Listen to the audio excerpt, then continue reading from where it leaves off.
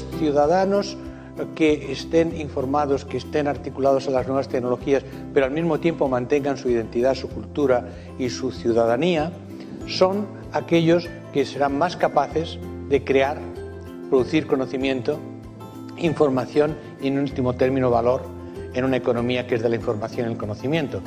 Bueno, yo la verdad discutiría el concepto de sociedad virtual, sociedad real. Creo que la virtualidad en la que vivimos es una de las dimensiones fundamentales de nuestra realidad. O sea, vivimos con Internet. No vivimos en Internet o para Internet, pero con Internet.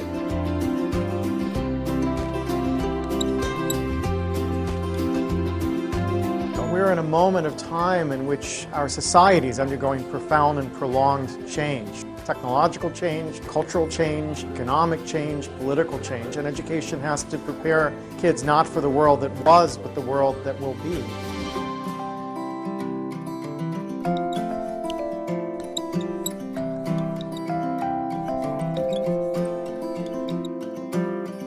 And human resources are like natural resources. They're often buried deep. You have to go looking for them. They're not just lying around on the surface. You have to create the circumstances where they show themselves. And you might imagine education would be the way that happens, but too often it's not. Every education system in the world is being reformed at the moment, and it's not enough. What we need, and the word's been used many times during the course of the past few days, is not evolution, but a revolution in education. This has to be transformed into something else. And the reason so many people are opting out of education is because it doesn't feed their spirit. It doesn't feed their energy or their passion. So I think we have to change metaphors. We have to go from what is essentially an industrial model of education, a manufacturing model, which is based on linearity and conformity and batching people. We have to move to a model that is based more on principles of agriculture. We have to recognize that human flourishing is not a mechanical process, it's an organic process. And you cannot predict the outcome of human development. All you can do is, like a farmer, is create the conditions under which they will begin to flourish. So when we look at reforming education and transforming it, it isn't like cloning a system. Now, in this room, there are people who represent extraordinary resources in business, in multimedia, in the internet. These technologies, combined with extraordinary talents of teachers, provide an opportunity to revolutionize education. One of the important aspects of the learning process that students need to learn is that it's social, it's connected, it's networked. It doesn't send the right message to students if we say, learn in social, connected ways, but I'll teach you in one way. So the importance of teaching together is that it gives students a multidimensional experience of knowledge. It teaches students the importance of being connected and collaborating with others in activities that we're involved in. What's different today, I think, is that the knowledge pieces are fragmenting more rapidly, and there's more fragments than there used to be. So what used to be, let's say, a 200-page textbook might today be a 5-minute video on YouTube or a 10-minute lecture on a different site. So the knowledge pieces are smaller now than they perhaps were in the past. But the interesting thing is, once your knowledge pieces become smaller, there are more configurations available. So if you have 5 pieces of information, you can connect them a certain number of ways. So that's where we need to test the validity of the knowledge coherence that we're making. But all of these, again, are part of this process of being network and connected, and we form new ideas and we challenge those ideas through those networks. In a classroom, you can have students start playing with video recordings and remixing videos, and you can teach them how to begin to learn or function in a social network that maybe includes students from other cities. Now, none of these things mean you have to change your curriculum yet. These are all systems that allow you to change the teaching and learning process.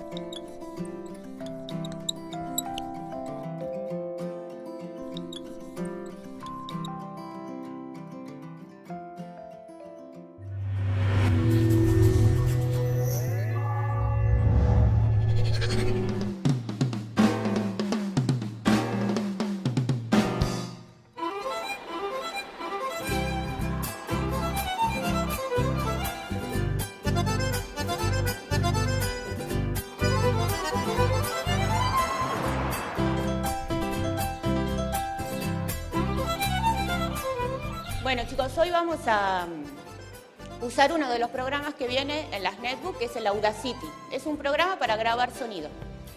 Lo que les pido es esto, que ustedes se imaginen a un científico. Ese científico tiene que estar haciendo una investigación. En un programa de radio van estos científicos, puede ser uno, pueden ser dos, pueden ser más, como invitados, y el periodista del programa de radio le hace una entrevista al científico para que le cuente cuál fue la investigación que está haciendo. Se reparten los roles, quién va a ser el científico, la científica, quién va a ser el periodista, la periodista, los locutores, los que presenten, si va a haber propaganda. Es un programa de radio, como ustedes se lo imaginen, va a estar bien. ¿Sí? Y lo único que tienen obligación es de hablar todos. No puede haber ninguno que no hable. Todos tienen que participar diciendo algo. Me llamo Fernanda Planel y en el colegio de Payogasta, donde estamos ahora, enseño filosofía. ¿Vos tenés que empezar hablando? Lo que pasa en Payogasta, que es un pueblo muy chiquito y la mayoría de los chicos que vienen al colegio vienen de parajes que son más chicos todavía. Y bueno, a veces en esta zona cuesta que hablen y si lo tienen que hacer frente al curso, a lo mejor no lo hacen. Profe, ¿podemos salir a hacer la tarea afuera? Sí, búsquense un lugar donde no haya mucho ruido alrededor, no estén los otros molestando. Tenemos que inventar algún nombre de... Viste que por lo general las bacterias tienen nombres raros. Y tenemos que inventar algún nombre raro. Ya, pero comenzando con cerebro, cerebiti, algo así. Cerebro coco. Cerebro queda coco. hueco. Cerebro coco. Está bueno. Entonces los chicos lo que hacían era grabarse con la netbook, se grababan y después hicimos un primer intento de edición para que saliera más o menos el programa. Buenos días, estamos nuevamente al aire. Esto es De Todo Un Poco. Hoy el tema a tratar es ciencia. Es por eso que tenemos en nuestros estudios a dos grandes científicas que vinieron desde la Argentina para hablar sobre una enfermedad que la denominamos cerebrococo, el cual lamentablemente ha dejado la primera experiencia que hacemos, así que falta todavía. Después faltaron un montón de cosas que no pudimos usar todavía del programa, pero como primera experiencia estuvo interesante. Los chicos hablaron, se animaron todos, pudieron hablar. Así que escuchamos todas las voces, estuvo interesante esa parte. Hola, me llamo Susan Russo, soy de Argentina y muy contenta de llegar acá a este estudio a dar a conocer esta nueva enfermedad. Hola, yo soy Cristal de Boca, vengo de Argentina capital. También tenemos en nuestros estudios la sorpresiva visita de dos periodistas. Nosotros cuando estamos frente a la computadora sí se me hace como un poco más privado, da más libertad de hablar entre nosotros que frente de toda la clase. Nos ayudó mucho para poder desarrollarnos a nuestro lenguaje, poder sabernos expresar. Fue algo medio gracioso, pero dentro de todo muy interesante para nosotros poder desarrollarnos. Ya no sé, nos acabó el tiempo, así que me despido.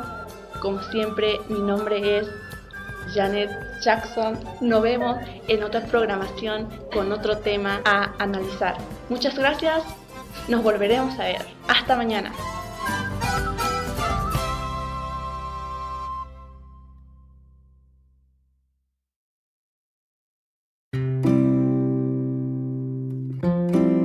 Hello, my name is Judy Harris. It's preposterous, isn't it? Design a house around a faucet. But in many ways, we've been asking teachers in many parts of the world to do something similar for about 25 years. We've been asking them to design learning experiences for students around digital tools and resources. Now, as ridiculous as that sounds, in some ways, it's understandable that we've made this mistake and made it for so long. These tools are incredibly powerful. They have enormous potential for helping students to learn even better and teachers to teach even better. But the problem is when we look to the tools to suggest how we should teach, it's like having a shiny new hammer. Because when you have a shiny new hammer, everything can look like a nail. Another way to say this is that the tail wags the dog. When we look to the technology to suggest how we should teach, how we should help students to learn. We have it backwards. Creo que ahí la cuestión a pensar y conversar es cómo la escuela fortalece otras políticas de conocimiento, cómo ayuda a que se hagan otras cosas que las que los chicos ya hacen. Los chicos usan mucho las netbooks para entretenerse, para comunicarse, navegar con las cosas que les interesan, y eso está muy bien. Me parece que la escuela tiene que ayudar a ampliar sus horizontes con otras búsquedas, entendiendo mejor qué es lo que hay atrás de los buscadores, por ejemplo, qué otro tipo de producciones se pueden hacer. Si yo hago, no sé, un remix, hago un video, bueno, cómo ese video puede dialogar con otras producciones culturales, cómo puede dialogar también con las disciplinas de la escuela, bueno, cómo la historia, la sociología, la economía, la geografía me ayudan a pensar mejor el mundo en el que vivo, o el mundo natural también. Yo puedo tener muchas cosas a mano, pero si no sé que existen, no las busco. Entonces ahí, si nadie me muestra que valen la pena, que me dicen algo para mi vida, no las voy a ir a buscar. Entonces sí creo que en eso el lugar de la escuela sigue siendo el mismo en otras condiciones, que es el de poner a disposición conocimientos, lenguajes, ayudar a enriquecerlos.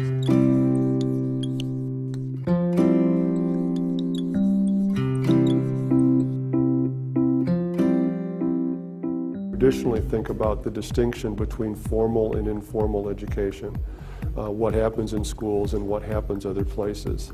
I think increasingly we need to see these things in a relationship to each other and to rethink school activities in relationship to what's happening in these other environments, and in the other direction, for the schools to bring experiences and learning that takes place in these other environments into the classroom and into the school, especially for high school students and adolescents. The idea of a wheel with spokes, with the school is the hub of the wheel, and the spokes connect that hub to these other learning environments.